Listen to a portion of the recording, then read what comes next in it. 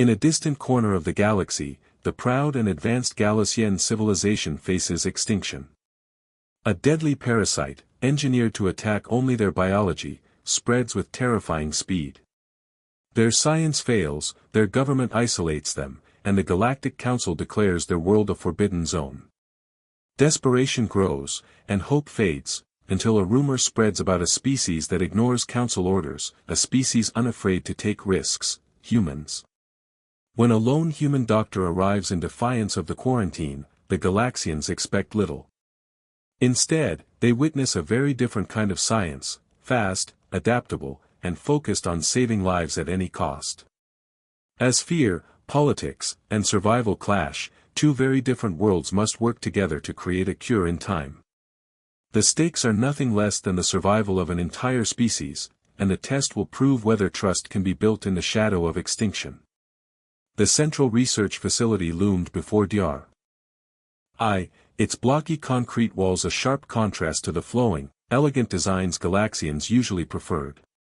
It was a human-like structure, cold, functional, and built with one purpose: survival. Eyes long, fin-like ears twitched at the steady hum of the building's massive air filtration systems as he stepped through the first security checkpoint. The corridors inside smelled faintly of disinfectant and metal, and the air was so clean it almost felt empty. Everywhere, machines worked in perfect rhythm. Centrifuges spun samples in sealed chambers. Diagnostic units pulsed with soft blue light, data scrolling endlessly across screens. Even with all this technology, the air in the facility felt heavy, thick with the unspoken knowledge that every passing hour brought their species closer to extinction. A figure appeared ahead, Dr. Keeney, the lead researcher. Normally, her posture was proud, her voice calm. Today she looked different. Her emerald skin had lost some of its natural glow, and her silver eyes were shadowed with exhaustion. Even the ridges along her scalp, features that normally moved with grace, twitched with visible strain. Dr. She said, her voice tight. Thank you for coming so quickly. We've made disturbing discoveries. They passed through more layers of security, each checkpoint more strict than the last. Through reinforced observation windows, I saw researchers in full protective suits moving with frantic precision. Even in past health crises, he had never seen such urgency. Fear was everywhere, in the tense curve of ears, in the quick glances at sealed doors. In her private lab, Keeney activated a holographic projection. A rotating molecular structure hovered between them, glowing faintly blue. It isn't natural, she said. We found genetic markers that prove it was engineered, deliberately designed to spread fast and give us no chance of natural immunity. Eye's ears curved sharply forward, trembling. Engineered? By whom? We don't know, Keeney replied, but whoever it was, they knew our biology well. He stared at the projections, the parasite's twisting form reflecting in his silver eyes. How bad? 97% infection rate in urban areas, she said grimly. Isolated regions are a little behind, but they're catching up. We'll be extinct within 6 months, 3 before full collapse of society. Eye's neck ridges tightened. And the council? They've declared our planet a forbidden zone. No aid. No contact. No help. The word struck like a physical blow. The Galactic Council's ruling was final. No member species would defy it, at least, not officially. Then why bring me here? I asked. What can I do that your teams cannot? Because you think differently, Keeney said. You've worked with unconventional methods before, and right now, conventional science is killing us. She hesitated, her ears flicking slightly. There are rumors of a species that doesn't follow the Council's orders. That once, deliberately, insulted them during a diplomatic session. Have you heard of humans? I frowned. He had heard stories, unpredictable, stubborn, dangerously independent. But stories didn't save dying patients. Hours later, everything changed. A small ship appeared in high orbit, ignoring quarantine beacons. It descended straight toward the surface without authorization. Alarms rang across the facility as I and Keeney watched it land on the emergency pad. The vessel was small, barely larger than a medical transport, but its smooth, practical design was unlike anything in Galician fleets. Out stepped a human doctor. Dr. Javier, he introduced himself simply, walking past stunned security personnel. I heard your distress call. Let's get to work. Within minutes, Javier was inside the overcrowded medical wing, moving among the infected with startling confidence. I followed in full protective gear, but Javier wore none. You're not wearing a suit, I said sharply. That air kills us. It doesn't kill me, Javier replied, crouching beside a patient and examining the fevered ridges along her neck. The parasite is species-specific. Humans aren't affected. I's ears shifted forward in disbelief. You're sure? Completely.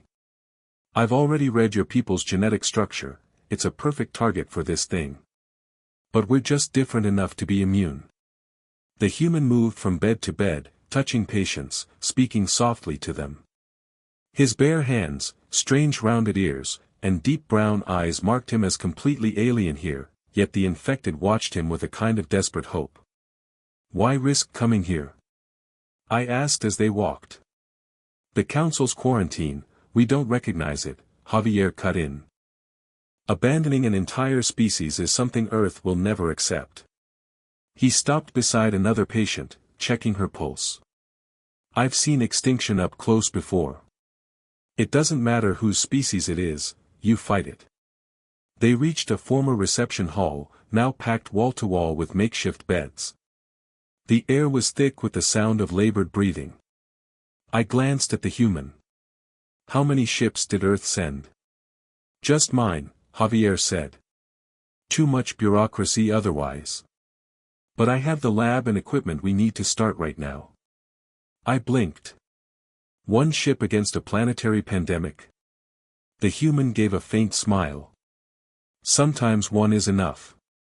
By the time the sun set, they had treated the most critical patients and begun collecting fresh samples. Javier's portable scanners were unlike anything I had seen, compact, fast, and frighteningly precise. You've already isolated part of the mechanism, I said, looking at the readings. Part of it, Javier confirmed. But I think I can do better. I need a place to work without interruptions. Show me your biggest secure lab. I hesitated. You'll have it. But you'll need to see the scope of this crisis for yourself. As they left the facility, the streets outside were silent except for the distant rustle of wine through the towering mushroom forests. Their glowing purple caps bathed the path in soft light, a strange calm in the middle of disaster. Ahead, Javier's ship waited, a small, unassuming vessel that had somehow slipped past the council's blockade to bring the first real hope I had seen in months. The human ship's ramp lowered with a soft hiss, releasing a faint scent of unfamiliar metals and oils into the cool evening air. Javier gestured for I to follow him aboard. Inside, the corridors were narrow but flawlessly organized. The walls were made of a strange dark material that seemed both metallic and cloth-like, absorbing sound until I could hear only the soft hum of the life support systems. Even his sensitive ears barely registered the noise. Carbon fiber composites, Javier explained as they walked. Light, strong, and doesn't reflect much heat, keeps us invisible to most council patrols. I've had to get creative in the past. They entered the main lab, and I stopped in surprise. The room was far larger than it should have been, given the ship's exterior. Every surface was pristine, and the equipment was both alien and oddly familiar, microscopes, centrifuges, and culture tanks, but designed with human efficiency in mind. The lighting was bright but gentle, without the harsh glare of Galician labs. This is where we're going to beat your parasite, Javier said, powering up a central console. A holographic display bloomed into the air, crisp and detailed far beyond anything I had seen before. The parasite's twisting molecular form rotated before them. It was more than just an image, it was alive in the projection, showing how it moved, attacked, and reproduced inside Galassian cells.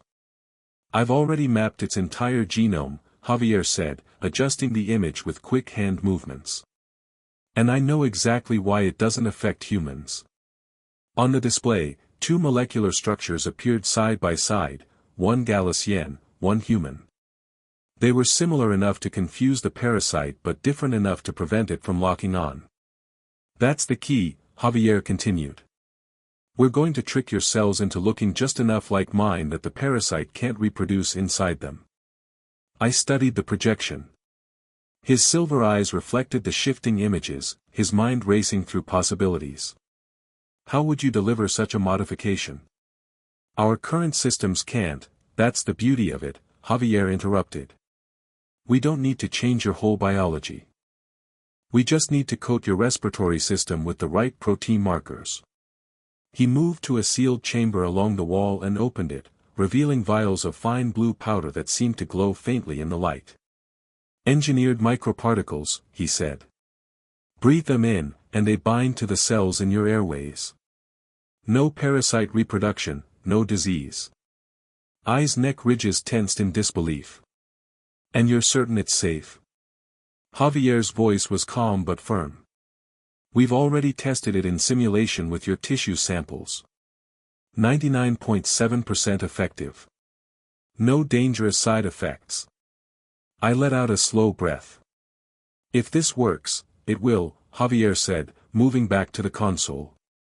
The real challenge will be making enough of it fast, and getting it to your population before panic does more damage than the disease. They worked through the night, running simulations, refining the formula, and feeding data into the ship's fabrication systems. I was astonished at the speed. What took Galassian Labs days, Javier's systems did in hours. But just as they were finalizing the first production batch, alarms sounded. On the lab's monitoring screens, thermal signatures flared outside the ship. Crowds. Eyes ears pulled back in alarm. They've heard rumors already. They think you'll leave before they get the cure. The external cameras showed dozens of Galaxians gathering around the landing pad. Many carried makeshift weapons, tools turned into clubs and spears. And among them were children, weaving between the adults' legs, their bright green skin marking them as still uninfected. They're blocking the ship's exit paths, I said. Fear makes people desperate. Javier studied the screen for a moment, his face unreadable. Then he moved to the hatch controls. We talked to them. Together. When the hatch opened, the noise outside dropped to a tense silence. I stepped forward first, speaking in their own language. We know you are afraid. We know you've lost faith in help from the outside. But this is different. Humanity came when no one else would. From the crowd, a voice shouted back, how do we know they won't leave us too? The council promised protection, and they abandoned us. Javier stepped forward, hands open and empty. Look at me, he called. No suit, no mask. I breathe your air, I touch your sick, I work beside your doctors. If I planned to leave, would I risk my life like this? A ripple moved through the crowd. Some faces softened, but others hardened further. The fear was still too strong. The first projectile hit the hull, a piece of scrap metal thrown with more anger than aim. Then another. They're organizing, I said urgently. We can't stay out here. Back inside, the impacts on the hull became a steady rhythm. The ship's skin held firm, but the message was clear, the crowd would not stop until they had the cure in their own hands. We'll finish the work in flight, Javier said, sealing the hatch. The fabrication systems can produce enough for a city in hours. We'll go airborne and start the dispersal as soon as it's ready. The ship lifted gently from the landing pad, the crowd scattering below as the engines flared. Through the viewport, the mushroom forest spread out beneath them, glowing purple in the dawn light. I watched in silence, his neck ridges moving slowly as the tension eased from his body. In the lab, the first test batch of powder was complete. I held one of the vials carefully, the faint blue glow reflecting in his silver eyes. This could save us all, he murmured. It will, Javier said simply. And when it does, maybe your people will start believing in hope again. The first light of day spread across the horizon as Javier's ship cut through the upper atmosphere. Below, the vast mushroom forests gave way to sprawling cities and geometric agricultural zones, their usual vibrant green muted by the shadow of illness. On the main lab screens, simulations of the microparticle dispersal rotated slowly, showing air currents carrying the faint blue powder across entire population centers. The plan was simple in concept but massive in execution: release enough of the cure into the air so that everyone inhaled it naturally within hours. I watched the projections with a mixture of awe and unease. If this works, the spread will be unstoppable. That's the idea, Javier replied, his tone calm but focused. Fast, invisible, and no one needs to line up at a clinic. The disease doesn't wait for appointments. The ship's AI announced the production rate. First dispersal batch ready in 2 hours, 36 minutes. I nodded, then his expression tightened. We'll need clearance from the Emperor for large-scale atmospheric dispersal. Without it, some cities might try to resist, or panic even more. Javier turned from the console. Then we go straight to your capital. The change in course was smooth and quick. Soon, the horizon shifted, and ancient towers rose through the mist, their curved domes adorned with fading patterns that once gleamed under the world's brighter days. The capital city spread outward like a spiral, streets radiating from the royal palace at its center. As they approached the landing platform, I saw the increased security presence, guards in ceremonial armor, neck ridges taut with vigilance, eyes scanning the skies. Quarantine had turned even the capital into a fortress. The ship touched down on a stone platform jutting from the palace's side. 3 separate security checkpoints stood between them and the main gates. At each one, guards performed elaborate greeting rituals, touching neck ridges in precise patterns and speaking formal phrases of verification. Javier waited as I went through the motions. When they reached the final checkpoint, the chief security officer's silver eyes lingered on Javier. The human must be introduced according to the ancient forms, she said. We don't have time, Javier began, but I cut him off with a hand on his arm. Trust me. Some traditions can't be skipped.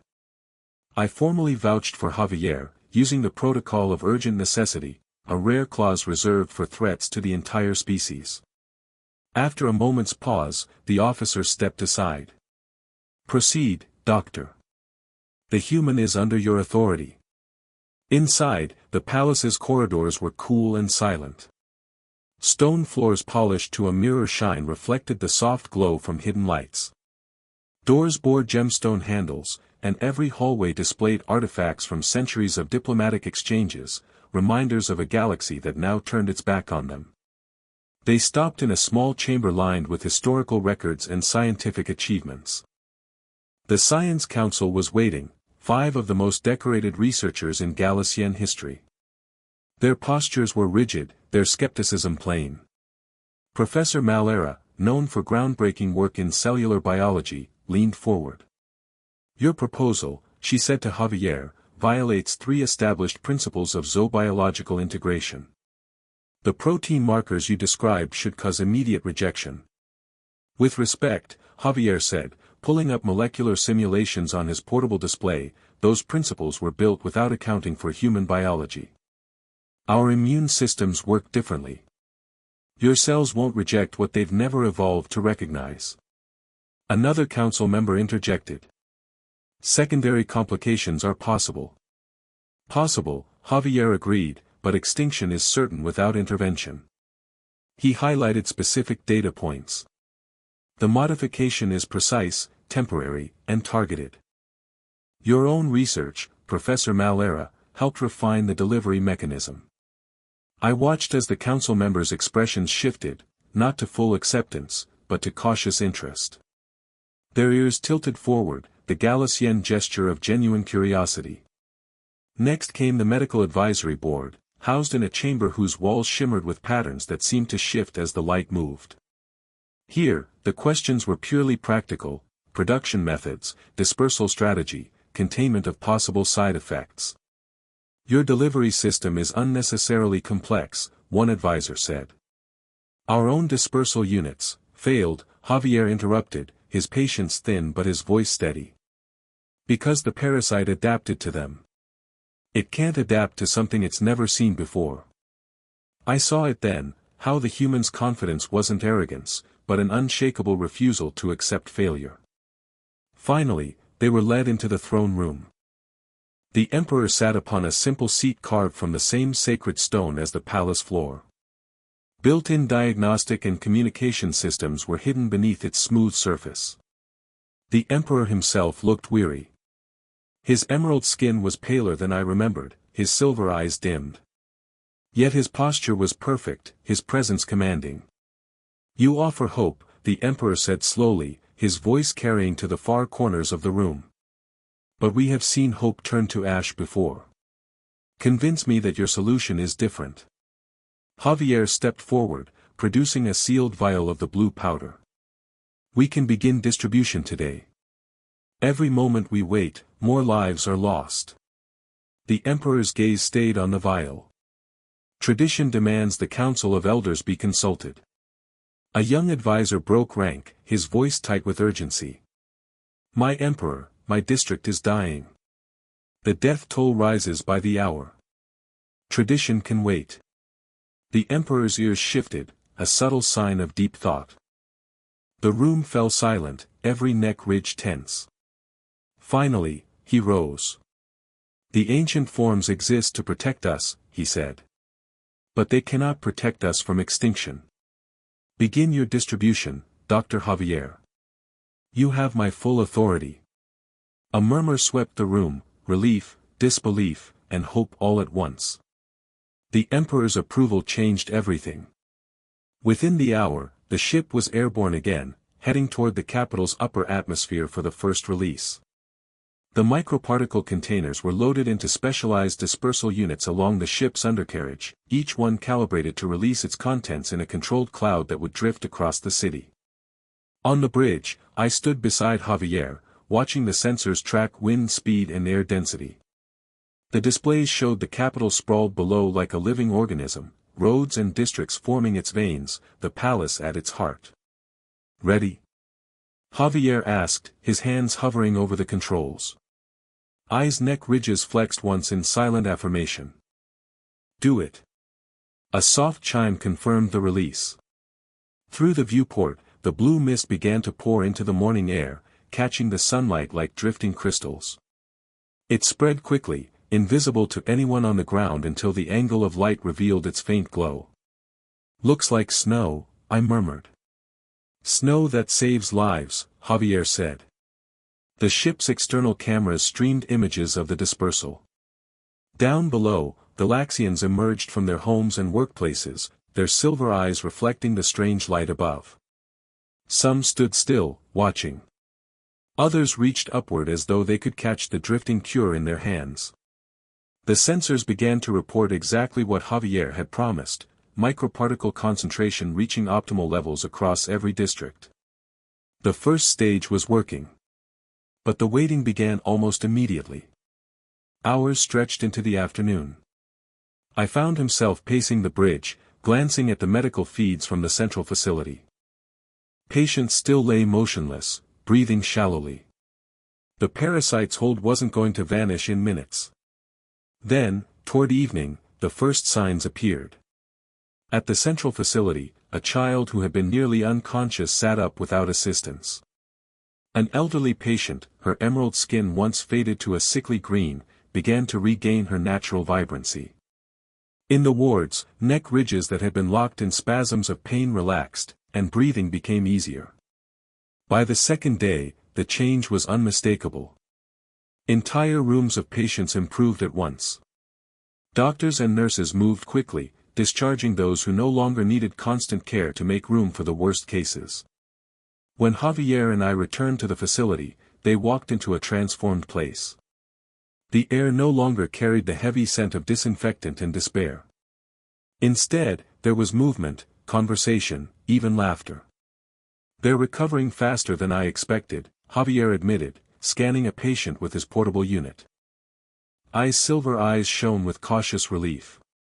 Your cure doesn't just stop the parasite, it lets the body heal almost immediately. Prevents further damage, Javier corrected. Your people's immune systems are doing the rest. They stayed for hours, moving from bed to bed, checking vitals and talking with those who had been close to death only a day before. Gratitude was everywhere, soft words from the patients, firm handclasps from the staff, and, most tellingly, the relaxed movement of neck ridges that had been tense for weeks. But beyond the city, work was only beginning. The next stage required rapid expansion. Javier's ship carried enough fabrication material for several more batches, but it would never be enough for the entire planet. That meant using Galician infrastructure, factories, labs, and distribution stations. I coordinated with regional medical directors via secure channels. His voice was calm, but his instructions were urgent. You will receive production files from the human ship. Begin replication immediately. Use high-altitude dispersal wherever possible. If you lack aerial capability, coordinate with neighboring regions. For the first time since the crisis began, the voices on the other end sounded alive with purpose. By the fifth day, cities across the continent saw the same blue drift in their skies. In some places, the release was accompanied by cheers from crowded rooftops. In others, it passed almost silently, the people watching in stunned disbelief that salvation had arrived so suddenly. News spread quickly despite the council's blockade. Underground comm networks lit up with images and messages, before and after shots of patients, stories of families reunited, and defiant declarations that the Galaxians were surviving without the council's permission. That, I realized, was going to cause trouble. On the seventh day, as they prepared to depart for the next release zone, Javier's communications console lit up with an incoming signal, not from Galician authorities, but from the Galactic Council itself. Council vessel en route, the AI reported. ETA, 6 hours. I's ears pulled back slightly. They're coming to stop us. Or to take credit, Javier said dryly. Either way, I'm not stopping until the cure is everywhere. They decided to use the time to get ahead. The ship lifted from the capital and streaked toward the next population hub, production units working non-stop in the lab. I ran calculations on dispersal patterns while Javier adjusted flight plans to avoid known council patrol zones. The cure would reach another 3 cities before the council's arrival. As they approached the largest of the 3, Javier slowed the ship, bringing it in low over the outskirts. The blue mist streamed once again from the dispersal units, drifting in slow spirals over the streets.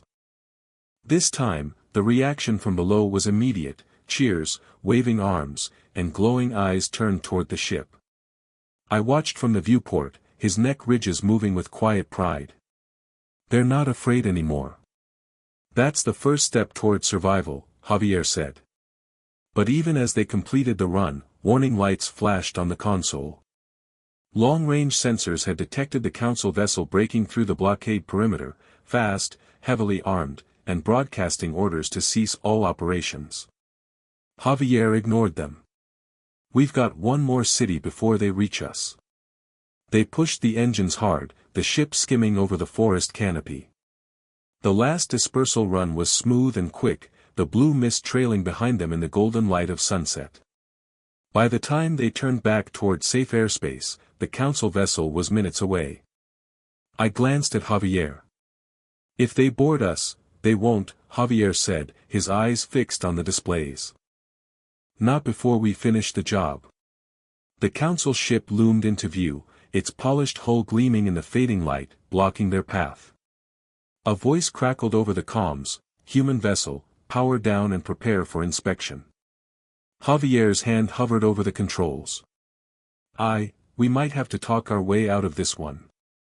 The Galactic Council ship hung in the sky like a predator, its angular hull blotting out the last light of the sun.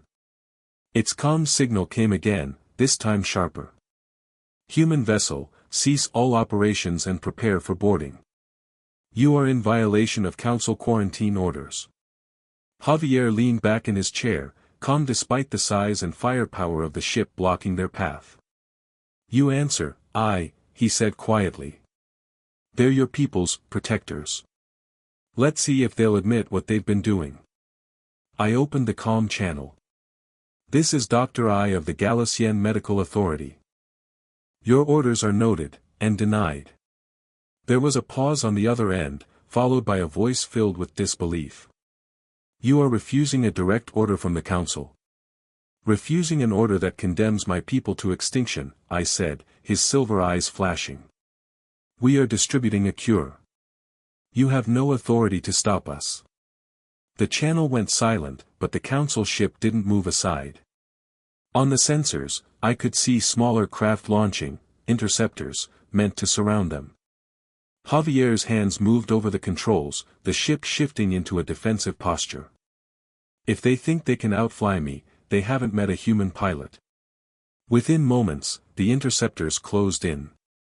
The Council's voice returned, colder now. "Dr. I, you are compromising the security of the sector. Stand down." I's reply was steady. "Security means nothing if there is no one left alive to protect." Without waiting for permission, Javier activated the ship's main engines. The human vessel surged forward, slipping between two interceptors before they could adjust. The Council ship loomed larger, its weapon systems coming online, but Javier's ship was already diving toward the cloud cover below. "They won't fire," Javier said, pushing the vessel into a tight roll. "They can't risk damaging the cure systems on board." They weaved through the clouds, using the thick atmosphere to break sensor locks. The Council interceptors stayed in pursuit, but Javier's craft was faster and more maneuverable. Every turn, every sudden dive was calculated with surgical precision. Within minutes, they'd shaken all but one persistent pursuer. "Persistent little thing," Javier muttered, banking sharply toward a canyon carved between two ridges of mushroom forest. The last interceptor followed, and found itself trapped as Javier's ship shot upward at the canyon's end. The human craft broke free into open sky, leaving the interceptor stalled in the narrow pass. Back in clear air, I exhaled slowly. "You've done this before." "More times than I can count," Javier said with a faint grin. The escape gave them just enough time to complete the last dispersal run. Flying low, they released the blue mist over the final infected settlements. In the fading light, it drifted across rooftops and fields, settling silently into the lungs of those who needed it most. When the last container was empty, Javier cut the engines to a glide. "That's it. Every major population center has the cure." I leaned against the console, the tension in his ridges finally easing. "It's done." They returned to the capital under cover of night, landing once more on the palace platform. This time, there were no protests, no weapons, only crowds waiting quietly, their silver eyes reflecting torchlight. Word of the recovery had spread faster than the parasite ever had. In the medical districts, patients who had been given hours to live now walked the streets. Families reunited. The sound of laughter returned to places that had been silent for weeks. The Emperor met them at the landing ramp, his posture no longer weighed down by exhaustion. His emerald skin glowed again, his neck ridges smooth and composed. "Dr. I. Dr. Javier." His voice carried across the gathering. "Your actions defied the Council, but they saved our world. For that, you will forever be honored here." He held out a small object, a crystal cut from the palace walls, its facets catching the moonlight. "A gift of our deepest gratitude." Javier accepted it with a nod. "You don't owe me anything. I only did what was right." "Sometimes," the Emperor said, "doing what is right is the most dangerous thing of all." Over the next days, Javier worked with Galician scientists to ensure the cure could be reproduced indefinitely. All data, methods, and production processes were left in their hands. "You'll never need to call me again for this," he told I, "but I hope you'll call me anyway." When the last traces of the parasite were gone, Javier prepared his ship for departure. The landing pad was crowded with well-wishers. The same people who had once pounded on his hull in fear now reached out to clasp his hands, their touch a gesture of respect. As the ramp began to lift, I stepped forward. Javier, when you arrived, I didn't know if you were reckless or brilliant. I still don't. But I do know this, you were exactly what we needed. Javier smiled. And you were exactly who your people needed. The human ship rose into the sky, engines glowing softly in the night. The crowd watched until it was a pinpoint among the stars. I stood there long after it had vanished, the crystal from the palace glinting in his hand.